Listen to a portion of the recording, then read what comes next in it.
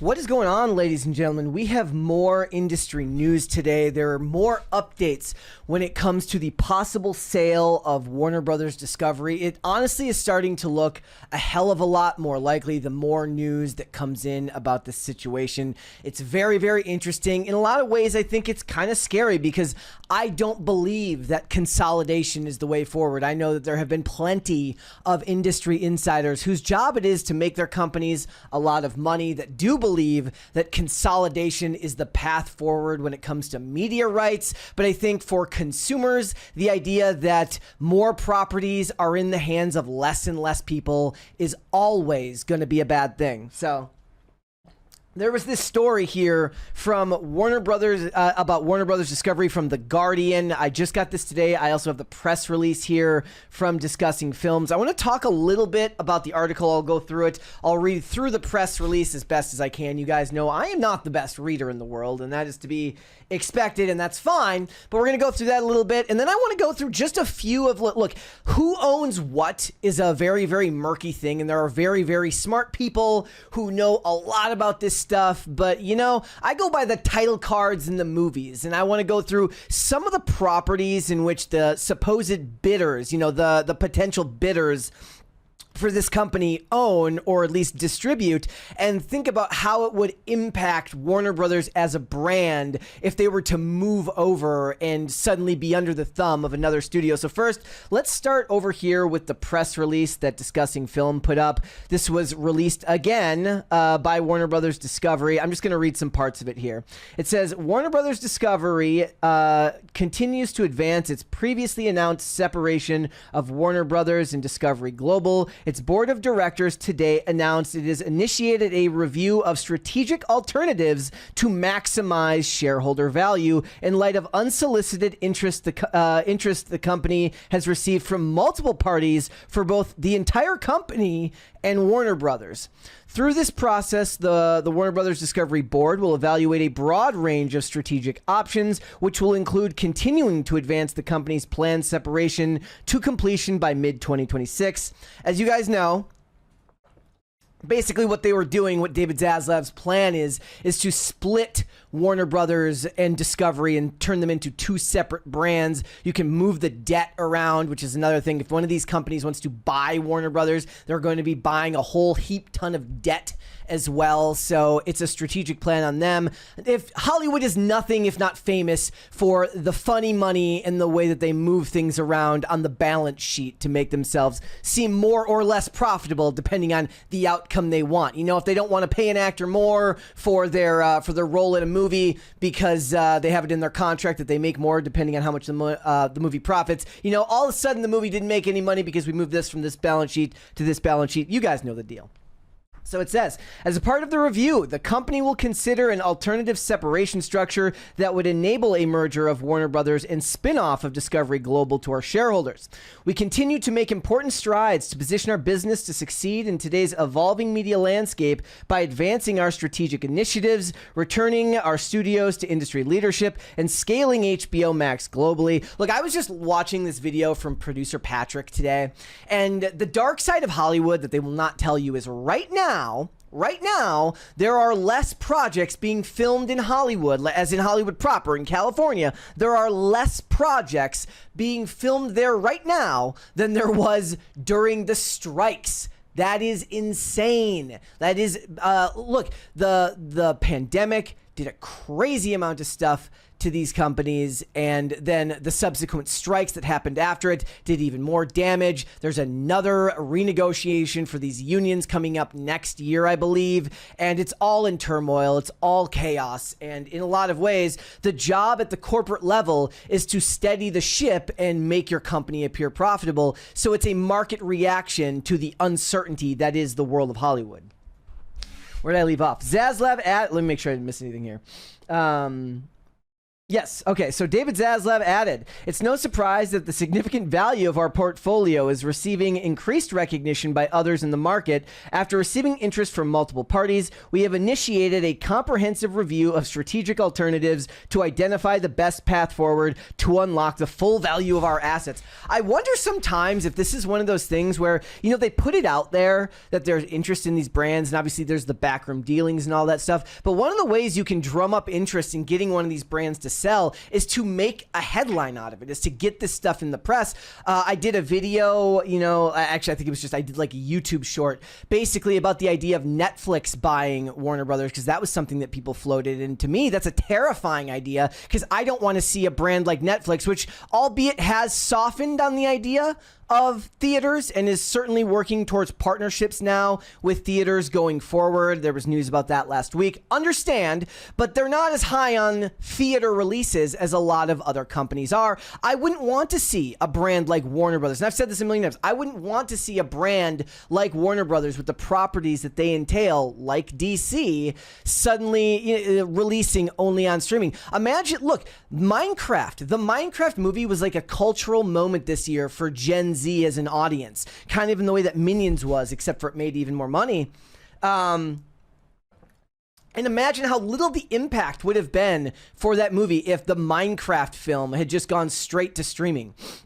You don't get the mimetic nature of everyone at the theaters. You don't get the fact that everybody involved in the project, or I'm sorry, that all of the fans want to go out and experience it with people their own age. It was something special for the time, and it grossed nearly $1 billion at the box office. It's not the cultural event that it could be if it only releases on Warner Brothers Netflix or something like that. And the same would be true of any of the DC films. You don't want to see them go strictly to streaming or something like that, or at the very least have their theatrical windows cut even more short than theatrical windows are these days, which we saw happen with James Gunn's Superman. I think that was a mistake. So it says, our decision to initiate the review underscores the board's commitment to considering all opportunities to determine the best value for our shareholders, added Samuel D. Piazza. Samuel D. Piazza Jr., the chair of the Warner Brothers Discovery Board of Directors. We continue to believe that our planned separation to create two distinct leading media companies will create compelling value. That said, we determined taking these actions to broaden our scope is in the best interest of our shareholders. So they're just opening themselves up to the idea that one of these brands would be the ones that purchase it. That's where we have this article here from The Guardian. So it says, Warner Brothers Discovery is considering an outright sale following interest from several potential buyers, the company said on Tuesday. That would be the latest shakeup across legacy media. Shares of the company rose 10.5% in morning trading. Netflix, Comcast are among the potential bidders. CNBC reported on Tuesday, citing sources following earlier reports that Paramount Skydance CEO David Ellison was also in talks to acquire the combined company. Look, people are showing interest on all sides. David Ellison has the Larry Ellison Oracle money. They've just finished their merger with Skydance. There's already more consolidation coming. And we'll just go a little bit more through. It says, a sale or split would be one of the most consequential reshaping moments in the media industry, potentially promoting other legacy media houses to revisit their own structures. Streaming has fundamentally reshaped the media industry, leaving traditional broadcasters with mounting debt and higher content budgets and fragmented viewerships. Yes, like I said, one of the reasons they want to split off Warner Brothers and Discovery is a way to shuffle the debt around to allow Warner Brothers to look more profitable. And to me, it makes sense in a lot of ways to spin them off anyways, given I don't think of Discovery in a lot of ways as the same thing as Warner Brothers at all. Like, they're just very, very different brands as far as the type of media that they're selling you. But it got me to thinking in all of this. Look, they rejected the initial bid from Paramount, which was like an offer of around $20 a share. I was seeing somewhere that Zaslav wants much, much more than that. But it got me to thinking about consolidation and the way all of these brands, how many different properties, because it's all intellectual property now. Everybody talks as if what they want is brand new IP, brand new movies. But I think the returns at the box office show consistently that as much as people say that, when it comes to actually making a profit at the box office, yes, there are some studios that will pull that off, mainly through distribution, and we'll get into that a little bit with Warner Brothers and working with New Line Cinema and all that stuff, but IP is king these days. Brand recognition is king. When they talk about making money, they talk about adding value. They're not even necessarily talking about, net versus gross profits. They're saying adding value to the portfolio. So when you talk about Comcast, you're not talking about just Comcast Universal. Comcast owns NBC Universal. You're talking about brands. You're talking about Jurassic World. You're talking about The Fast and the Furious. You're talking about DreamWorks Pictures. I believe they have the rights to King Kong, and then Warner Brothers has the rights to the Monsterverse movies, and Comcast licenses the use of the Harry Potter parks, of the Harry Potter franchise for the Wizarding World, the parks at NBC Universal. So does that open them up for a good working relationship with Universal? Does it open Warner Brothers up to the potential of sale with them, given the fact that they already work together on multiple fronts, given, Harry Potter, and then they're splitting what's going on with King Kong and stuff like that with the Monsterverse? And again, this is consolidation. We do not want more consolidation in this industry. Paramount owns the likes of The Ring and A Quiet Place. When I think of those franchises, you're thinking of horror, or you're thinking of some type of thriller genre. Well, Warner Brothers did Sinners this year. That was a big thing. I don't want to see all of these under one banner. And then Warner Brothers is also big now in the distribution game. Look, Final Destination, Weapons, The Conjuring were all, I don't think they were all New Line films, but they were several of them were New Line films, and then Warner Brothers distributed them. Warner Brothers did the distribution for F1, if I remember correctly, which was my favorite movie of the year. Let me double check on that right now. I have to double check. I know I saw that here somewhere. Let me see if I have that. I want to double check my, let's see here. I know I had it here somewhere. We're in 2025, guys. Mickey 17, The Accountant 2. They did The Accountant 2. F1, yeah. Distribution only. Produced by Apple Studios and Monolith Pictures and Jerry Bruckheimer. So you get what I'm saying here, is that they're doing a lot of distribution for these studios. And then the outside, the dark horse in all of this would be something like a Netflix. And look, there's a selling point for a lot of people there. One of the things that people are still bummed about when it came to Netflix was that when, they had their deal with Marvel and they produced those Netflix series, whether, it was Daredevil, it was Jessica Jones, it was The Punisher, it was Luke Cage, it was Iron Fist, and then it was Defenders. And say what you want about some of those later seasons from those shows, but the early seasons of Daredevil, the early season, the first season of Jessica Jones, and in after a fact, the first half of a season of Luke Cage and maybe season 1 of Punisher, those were also a cultural moment for the television side of superhero storytelling, as Marvel was dominating on the big screen, certainly giving, feeding DC their lunch in a lot of ways. As they floundered with the DCEU, we saw Marvel on all fronts, kind of killing it. And then you saw them kind of battling it out with the best of what DC had to offer, which was at that time, which was the Arrowverse on, terrestrial television. And then later kind of fledgling into things, I guess, with Titans over on HBO Max and then back to HBO Max. Look, would people be interested in seeing a licensed, and look, I know you can't go home again, would people be interested in seeing a licensed Netflix DC Batman series, limited series in the vein of The Batman with Robert Pattinson, but something gritty on the level of what they did with Netflix Daredevil, or a Nightwing series? Or even, look, I saw the post from Zack Snyder the other day. He's been posting pictures a lot lately. He showed one of Henry Cavill as Superman, and he showed one of Joe Manganiello as Slade Wilson as Deathstroke,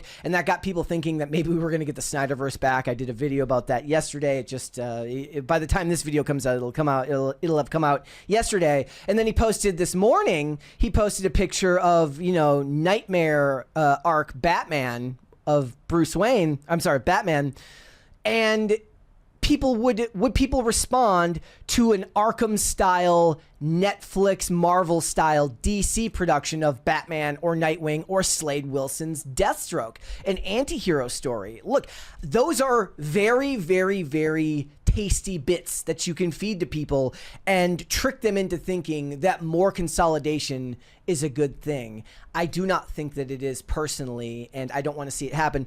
Let me know down below, guys. I know there are some people that would love to see all of these companies under one roof, just because, look, by the time you're done with your Paramount Plus, your Peacock, your HBO Max, your Amazon Prime, your Netflix, you're paying for as much for cable now as you were for you're paying as much for streaming now as you were for cable back in the day. So there are some people that would say, the hell with it, let's put it all under one roof and get the price down. But I don't think that consolidation is a good thing. More voices in more hands is always a better thing when it comes to creative endeavors. But let me know down below, guys, what do you think about it? Do you think that Warner Brothers is going to go the route of a sale to a company like an NBC Universal, Comcast, or Paramount or Netflix, or will they just move forward with their own divestment of their, the splitting of their two brands, where will Warner Brothers and Discovery become their own thing and then go about that way? I would be interested to know what you guys think about it. If you don't know what the podcast is, guys, Pop Culture Crisis, we are live Monday through Friday, 3 p.m. Eastern Standard Time, which is, of course, noon Pacific.